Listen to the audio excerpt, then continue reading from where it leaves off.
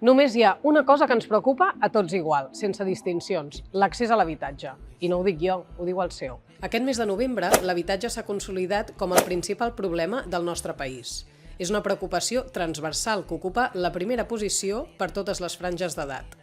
No ens hauria de sorprendre. A primers d'any, comprar un pis nou a Barcelona ja costava, de mitjana, gairebé 700.000 euros i rondava els 400.000 a la regió metropolitana, l'Alt Pirineu i l'Aran, el Penedès o les comarques gironines. El lloguer no està millor. El preu, aquest darrer trimestre, ha pujat més d'un 3% a tot Catalunya, tot i el topall, i a Barcelona el cost mitjà frega els 1.200 euros. Les dades apunten que els ciutadans de Barcelona destinen el 74% del seu sou al lloguer. El malestar de la gent per l'encariment del preu de l'habitatge s'està fent notar als carrers, on la pressió popular per prendre mesures és urgent i creixent. Això ha forçat alguns canvis legislatius, com l'aprovació de la limitació dels preus del lloguer, o ajudes com el préstec emancipació. Els equilibris, però, són difícils i queden alguns buits importants, com el lloguer d'habitacions o de temporada, que continuen sense regular. Sempre ha costat tant tenir un lloc per viure? O estem pitjor que mai? Avui, al Futur ja no és el que era, ens preguntem: no tinc casa, és normal?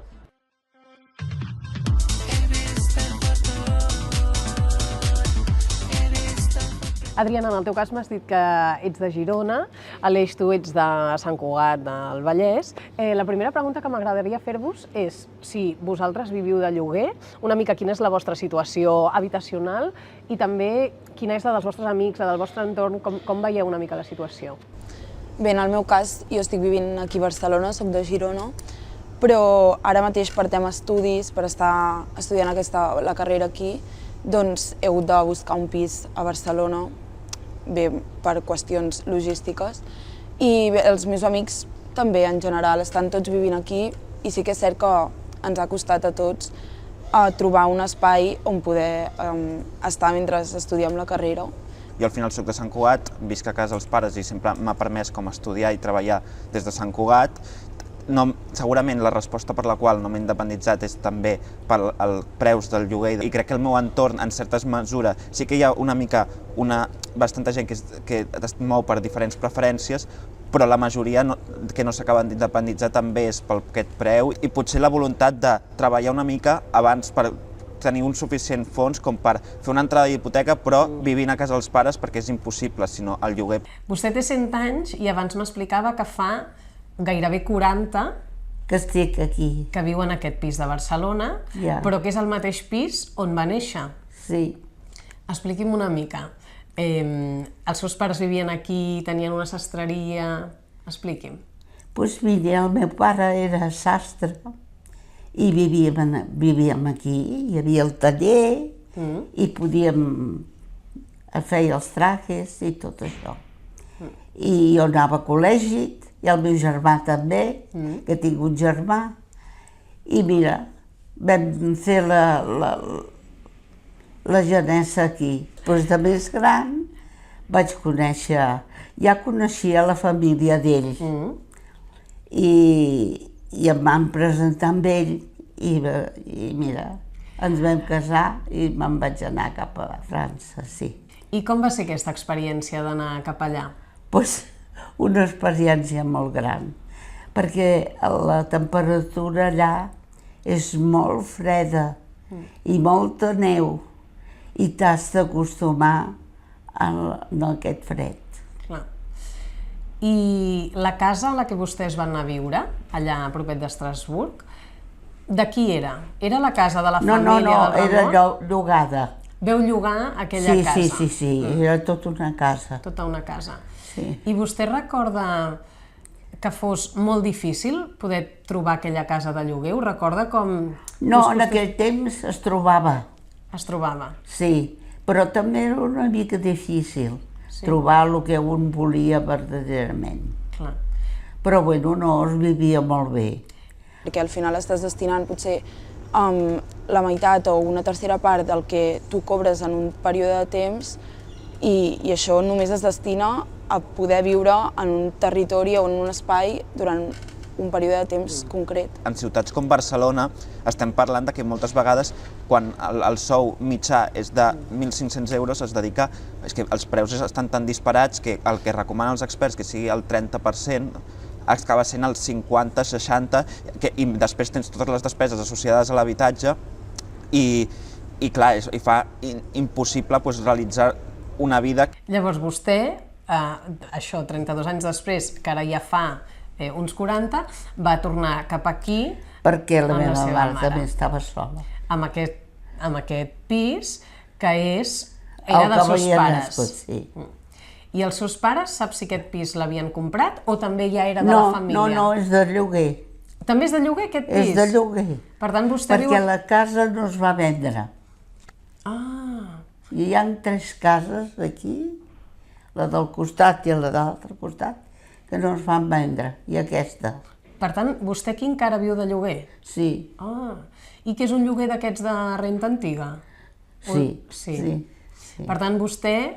Però tinc molt bona coneixença amb la que és la mestressa. Amb la mestressa. I aquí estic tranquil·la pel moment. Creus que és específic en el cas de la gent jove? Jo crec que sí, més que res, perquè al final el patrimoni també, quan adquireixes un patrimoni també, tal com està fet el sistema, a mantenir-lo, llavors això és el que genera valor i que et genera com l'enriquiment d'això. Llavors, clar, els joves no podem això més que res, perquè quan els pisos, l'habitatge es va adquirir, vull dir, nosaltres acabem de néixer i llavors era inevitable. Penso que no està totalment o exclusivament vinculada als joves. Hi ha moltes persones que es troben en situacions de vulnerabilitat i que no només són joves, són persones que potser ara mateix es troben en situació de sensellarisme o persones que es troben en un context de vulnerabilitat tant econòmica com social. Trobo que això és molt difícil, no l'haurien de trobar, haurien de trobar una casa que els hi anés bé i que vivís conforme. Clar. Per poder... Perquè això cada vegada és pitjor. Vostè té la sensació que cada vegada és pitjor. Claro. Clar. I penso moltes vegades que aquest món no és el meu. Ah, sí? Claro. Perquè en el meu, si volies un pis, el podies trobar. I ara no. I avui no. I avui no.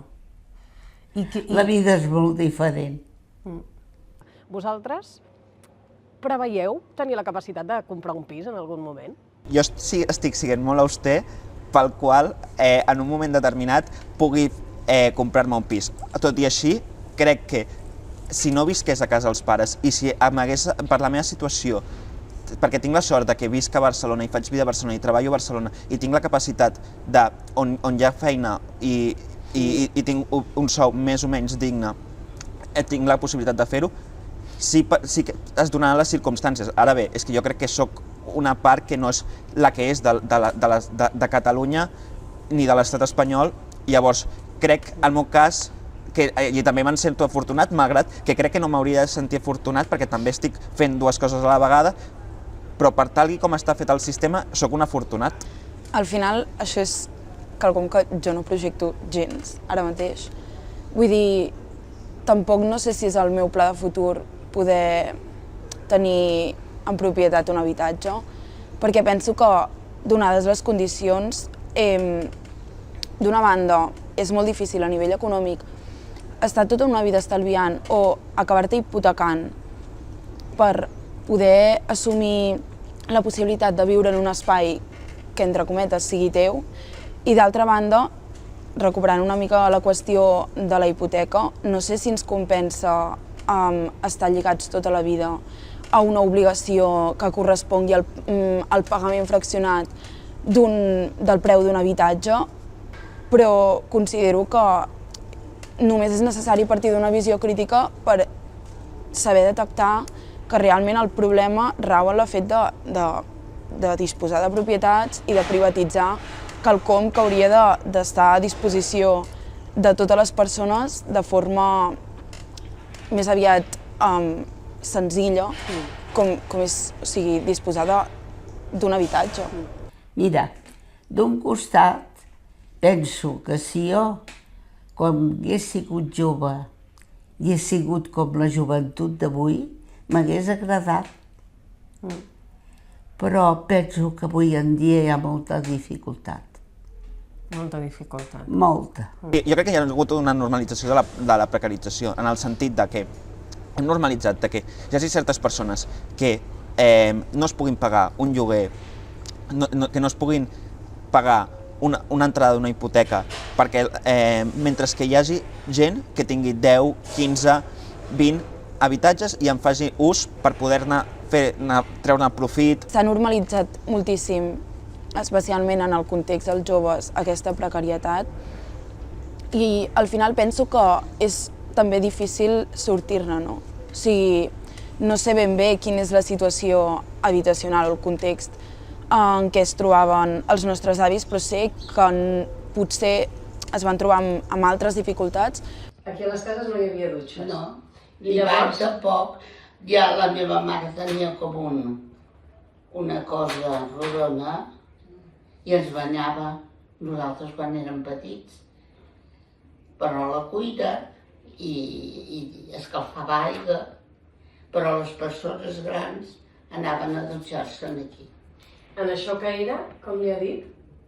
Les dutxes. Una casa de dutxes, no? Una casa de dutxes. Dutxes hi havia, i banyera també, si volien. I això s'havia de pagar? Sí, clar. D'una banda intentem revertir aquesta situació, però d'altres som els subjectes que també ens veiem obligats a entregar-nos aquestes úniques possibilitats amb les quals ens trobem i que ens ofereixen, i d'aquesta manera també acabem reproduint de forma sistemàtica i sense poder-ho evitar, doncs acabem reproduint aquestes lògiques que donen la possibilitat que aquest sistema doncs, prengui més potència. I què li sembla, per exemple, quan veu que hi ha gent que la fan fora dels seus pisos? Això no ho puc sofrir. Però a vegades hi ha gent gran que, com vostè ha viscut tota la vida en un pis, i llavors, perquè els propietaris necessiten el pis per una altra cosa, aquesta gent se n'ha d'anar. Això és una injustícia molt gran. Això no hauria d'existir. Hi hauria d'haver-hi algú que ho canviés. I que, per exemple, la gent que ha viscut molts anys a casa seva, estigués bé i qui visqués, perquè han de ser tan egoistes de voler més diners i d'aquell pis fer un negoci. No és possible que això ho puguin permetre. O sigui, jo crec que, evidentment, si comparem en situacions europees, un habitatge públic que, no sé els percentatges concrets, que es mouen entre el 2 i el 3%, quan tens habitatge públic a determinats països com Països Baixos o la ciutat de Viena, que és una cosa que ens donen mil voltes. Doncs jo crec que una bona primera mesura seria aquesta, més que res perquè també s'allunya precisament de la mercantilització. I jo també coincideixo també amb el que ell ha dit, però al final també crec que és bastant important que s'apliquin una sèrie de mesures per tal d'evitar això, que l'habitatge esdevingui un bé susceptible a les dinàmiques de mercat. Al final això s'allunya totalment de la lògica més humana possible. Al final som persones, necessitem un espai on poder viure i penso que aquest hauria de ser que s'hauria de ser una realitat que l'Estat o qui sigui que haurà d'assumir aquesta tasca o que hauria d'assumir aquesta tasca doncs ens ho pugui garantir.